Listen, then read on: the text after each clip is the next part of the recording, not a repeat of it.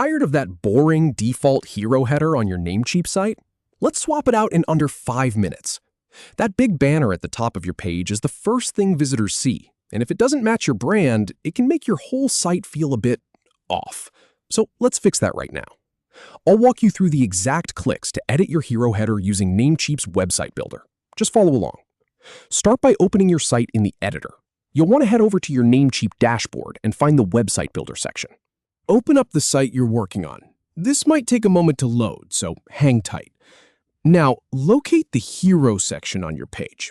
That's the big, mean banner, usually at the very top with the background image and text. In the editor, you'll see your page laid out visually. Look for the area that says Hero, or just has that big prominent header. It should be pretty obvious. Click the highlighted area to activate editing.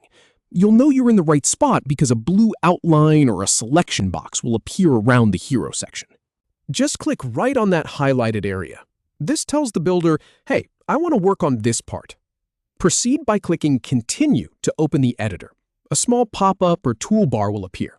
You'll see a button that says Continue or something similar. Give that a click. And here's the really important part. This opens up the full editing panel specifically for your hero header. This is where the magic happens. Now you can change text, images, and layout. So let's get into the fun stuff. You'll see options to change the headline, the subtext, and even the button. Go ahead and type in your own headline, something that really captures what your brand is about. For the background, you can swap out the default stock photo for your own image, or even change the color entirely. And if you want to rearrange things, look for layout options. You might be able to move the text to the left, center it, or put it over a darker overlay so it pops. Play around with it. This is your chance to make it yours. Finally, save your changes and preview the result. Once you're happy with how everything looks, find the Save button. It's usually up in the top right corner. Click it, and then preview your site.